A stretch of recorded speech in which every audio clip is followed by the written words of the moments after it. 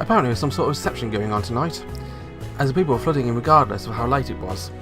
Those attending appeared to be in well-standing and informal attire. Hey guys, welcome back to World End Economica. My name is Fudce, and let's enter the hotel. Black tuxedos with black ties, lords of the moon. Then was me wearing my usual clothes, hobbling around on a cane, carrying an apple pie wrapped in a napkin like I'd just got it from my grandma. Louisa forced me to take it along, saying I can't go there without something to present to a lady. I was tempted to say she's more like nobility, as she's lived in a living room that cost 100,000 rubles a night. It was more trouble than it was worth to oppose her, so I did as I was told. Many people were chatting in the lobby, men slapping each other on the shoulders to an exaggerating manner, and women propping their hands gracefully on their hips. I realised how out of place I looked, hunched over as I was. It brought my mood down, not only because I was overwhelmed, but rather because I was appalled. I went to a front desk, gave Eleanor's name just as she'd instructed. I was told to wait a moment. Some of my ladies and gentlemen passed me by.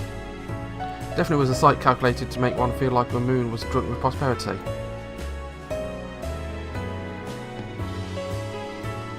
Sorry for the wait. My god, she looks absolutely beautiful. The shawl. Looks like a little snow princess. Not long after I thought I'd waited a bit, Eleanor arrived. Along with her usual attire, she wore a fluffy fur-lined cape-like thing. She was a spitting image of a lady in good standing who could fit in everywhere, even surrounded by formal wear. I wonder how I must have looked standing at her side. Probably like some outdoor district riffraff swindling a naive but wealthy damsel. My apologies for making you come all this way. It's nothing. Nothing we need to talk about was faster in person than by email. Yes, I thought as much. That's why I called for you. Meaning? The prose of your emails is too gruff. Was it too difficult to understand? She gave a small nod, then said, not so much difficult, as I felt like I was reading legal text. Which meant it was difficult. But before we begin, let's move to a restaurant. I do know a particularly good restaurant in another hotel. Quite an impressive person. I normally like this. Normally, no. Well, lately, I suppose. She took the lead, as much as Chris would, walking through a lobby, out of a front entrance. Seeing a black limo spitting formally dressed ladies and gentlemen was mysterious to me why cars weren't allowed here. This is some company's new stock publication party. Ah. I looked back at her faces of those in formal attire. Do they look greedy to me because of just what I've been told? These hotels are all booked with events of this nature, you see? That's one of the reasons I'm able to stay in that suite. Looking over at Eleanor, I saw a mischievous grin on her face. Seeing the interval between waiting periods was shrouded in mysteries. I pondered for a bit. There are a few basic resources in the world, meaning the prices of what was available and what was not available would continue to increase. The reason your employer can reserve that ridiculously priced room for long periods of time is because whenever there are major events, he prioritises reserving the reception hall as hotel. Exactly. Seeing the most illustrious hotel on the lunar surface, you can't buy that sort of status with money alone. It also becomes a fine advertisement for a hotel when high-priced rooms are always booked solid. Is say to your room a fine advertisement too? My. Chris would have probably pouted and stared at the floor, embarrassed, and then simply gave a small chuckle. The composure of her refined. The reach of her small movements, her wavy platinum blonde hair shimmered like snow under the lights of the lobby. I wonder what company this is. It must be a big deal if it attracts this many people. I looked around and said that, and I looked around too. A trace of a smile remained as she passed a somewhat chilly gaze over the scene. I believe it is a venture industry company using some innovative method to transport goods between the lunar cities. I believe their new latest stock raised about 200 million moles. The 200 million sounded incredible, but something more caught my attention. Innovative transport method? Take advantage of our gravity being 1/6 of that of Earth. Pile up goods to launch between cities. They'll say it become a new leading method of transport. 10 times faster, 3 times cheaper, 0 traffic. I was honestly impressed. The second and third lunar cities were expanding constantly, ordering supplies that were done with wheeled vehicles. So blasting that through space like that would seem to be a logical alternative. You sure do know your stuff. Then again, This was Susie Wu was talking to. Eleanor looked this way from me as she spoke, watching for a limousine. In the beginning, they had approached me about it. Meaning? They had come to me, saying, "We would like to list a new stock." For a moment I didn't understand what Eleanor meant. Eleanor's job was judging the quality of stocks, wasn't it? That would mean the company was thinking of listing their stock, but they asked her to analyse the quality of something? That meant that were the case, then what did she mean when she said "in the beginning"? As the stuff there confused, Eleanor expelled a cold, white puff of breath and continued. "I'm an analyst. I analyse stocks." Right. At the same time, my employer, Platinum Smith, is an investing bank. Thus, I assist when a company wishes to list a new stock. Limmer had piled up what Eleanor was speaking. We entered a cream-coloured interior of a black steel cage. A company listing a new stock wants as many people as possible to buy it for as much as possible. A founder and venture capitalist holding a stock in the company wanted to take it off like a rocket. A moment was listed on the stock exchange. That was their little wish. We hadn't given a driver a destination, but Lim had begun to drive. Eleanor's tone was calm and smooth. There was a touch of spite at the end. I could see from her profile of expression that she was upset. An investment bank earns its fee when the equity goes unhindered. But this also involves the stock value increasing unhindered. Basically, Eleanor analyse it and give her a seal of approval? Yes. Instead of having some investment bank specialists and suggesting them, it's 100 times more effective having my recommendation, you see. I see. When you're debuting a stock amidst the ones that have been added to a ticker daily, a bit of fife and drum action was necessary. The corporation was going to pay the handling fees. It stands to reason I want the people with the loudest fifes and drums. So probably no big deal to ask for a buttered up review, since they were paying for handling fees. You said in the beginning before, what did that mean? When I asked about it, Eleanor furrowed a brow. It then went over to where Iceman is. Iceman? The analyst with false written over him, with a line drawn between Barton and himself showing a receipt of insider information. Yes. Why? Because I refused. I stared at Eleanor's profile in disbelief. It resulted in Howard Brough handing me issuing shares rather than Platinum Smith. Iceman raved about them during their publication briefing. It probably won't be long until we see a splendid parade. I wasn't all that well versed in corporate finances, but even my meagre knowledge, I understood what that meant. Wouldn't that mean you lost work at Platinum Smith? Why, yes. If I were the lead manager for an equity handling syndicate, this would depend on the type of stocks, but it would be anywhere from 3 to 5%. I thought back to what Eleanor had talked about in the lobby. What did she say? The amount procured had been about 200 million, so 5% was 10 million. I sent that over to documents statement rejected. The resting bank division people made the same face you're making now. Eleanor then gave a taunting laugh. Maybe sardonic quips were just her thing, because that smile suited her well. But why would you? It shouldn't be that hard if we got to do a bit of analysis and give him a decent appraisal. Because it's fraudulent enterprise.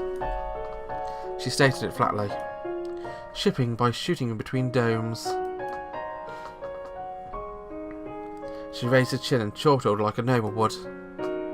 Are they trying to tear a hole in the domes? Oh. I checked with the Constitution Bureau, and certainly there had been a building schematic application. We're currently under review. But I cannot imagine building a cannon for a single enterprise could be approved. All land outside the domes is owned by the government, and the regulations on personal usage is rather severe.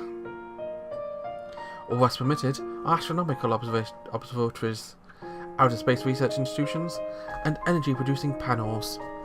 Honestly, what do they do if one of the capsules missed its mark? I'm not clear on the situation.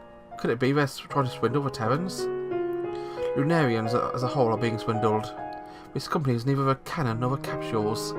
They're making profits and sales. Why do you think that might be? Huh? Now that you mentioned it, if you found a company on a single idea, you need to show some level of success before you can list that company on a stock exchange. This is all based on the assumption of a cannon being built. They'll sell a transportation schedule for making an online exchange, and they take their fee from that. I owe this company a review 3 times over, and the faintest what it meant. I can't just understand what kind of company it would be. Soon I had no idea what we're talking about either. A transportation system that doesn't exist yet, under the assumption that it would be created, they'd be selling a transportation schedule. Come to think of it, the tail end of the last era, before the idea of lunar capital was even dreamed of, there's a company that sold real estate on lunar surface. I wonder what happened with that. You would call it audacious. It might sound appropriate to call them the avalanche of shipping. But even Avalon is transporting their energy correctly. Put another way, it's like a casino. The truth is, if it's a fraud, I couldn't list such a thing on a stock exchange. More than that, giving it a good rating would be impossible.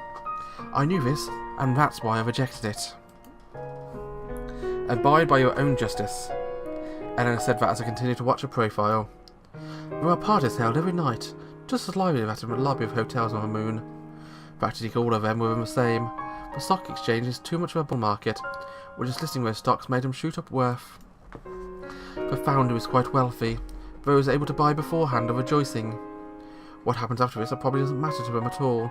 By that time I'll have sold off the stocks and be living in a lap of luxury on terror. This is too much for that sort of ill intent. She gazed out of the tinted windows and continued.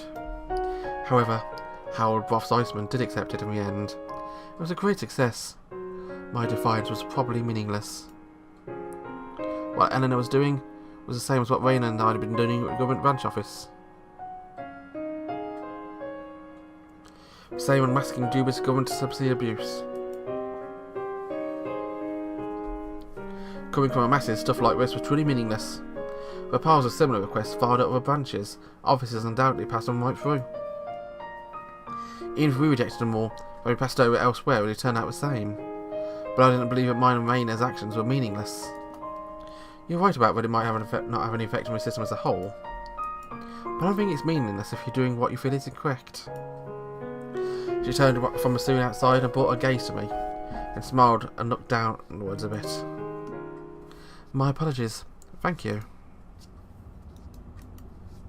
Not at all.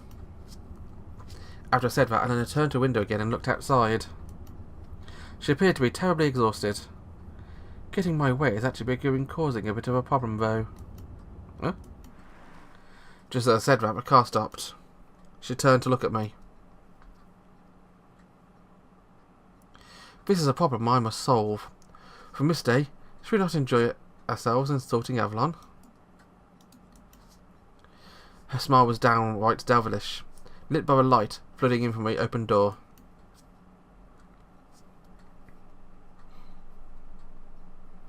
Insulting Avalon was an odd way of putting it. In a red carpeted, dimly lit private room, Eleanor and I ate a strange multi-course meal while we talked about Avalon. The only thing I remembered about the meal was the main meat dish. The rest was composed of strange and familiar ingredients. Most surprisingly, the main thing I remembered is how delicious it was. As we ate that strange stuff, I told her over and over again about what went down during the Avalon Company seminar. Avalon's unbridled optimistic outlook, the existence of their trading room, those two struck me as off. What really bothered me was their saying they weren't gambling, yet presented their gambling room for all to say. That division was posted losses while they were closely watched. It was inevitable they'd be taking a sharp dive. We were trying to make others think there wasn't any chance of that happening. Only 2 possible things came to mind if that was so. 1, by the surefire method, something akin to card counting or rigged slot machines. Or 2, if that wasn't the case, their contradictory composition meant they had some other purpose. Eleanor said there's certainly that possibility. Avalon's assets and their power stations and grid, that is, still not been publicly disclosed to their inner workings, and remain remarkably opaque on exactly how much their profits as an energy company took up. Of course, more goods and stores in the city didn't have a definite and complete breakdown of inventory showing how much of the profits sold and what those profits were. For large corporations, if they had no intents, it wasn't hard to imagine how terrible that could get. But even with that in mind, she was saying Avalon as a whole had something very off about it. Eleanor said she had gathered all the public knowledge about Avalon and the moon, gave me a small data drive. On it, she said, were all possible numerated details on their assets and profits. I took it as I ate some dessert composed of vanilla ice cream topped with a shot of espresso. Apparently it's called affogato. A certain memory device. I remembered the apple pie Risa had me bring. So after finishing a fancy dessert in a fancy restaurant, I handed it over. Never mind how humbling it was to wonder if an apple pie wrapped in cloth would suit the palate of a noblewoman. Seeing how well Eleanor suited her surroundings made the whole thing seem ill-fitting. That's what I thought, but Eleanor accepted it happily, saying she'd save it for a midnight snack. It was already quite late by now, but Eleanor had said she still had reports needing compiling. Considering how strenuous that can be, looking at a little life figure, I can only imagine what calories she eats were being consumed by her brain. As we parted ways, I told her she should just take a break once in a while, but Eleanor just smiled and gave no answer. In order to bring around justice, Susie Wu must increase her influence for a day that is to come. That's what Eleanor had said. Very much the duty of Eleanor Schweitzer, the duty of not recovering Avalon's unsolvable riddle. Reason aside, I'd accepted it. I had to give her my all, knowing at some point I might have to tell her my suspicions were all in her head. It's just that Eleanor had apparently appeared terribly feeble when we parted. Those words she muttered during the drive about a problem. I didn't wonder about that until I went to bed.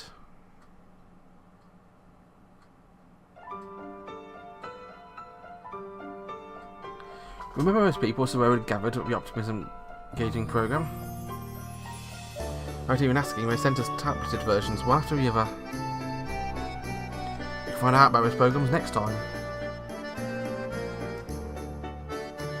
As ever, I do thank you very much for watching. I've probably played enough of this for one day, recorded several episodes. But yeah, thank you very much for watching. Have a wonderful day. Bye bye.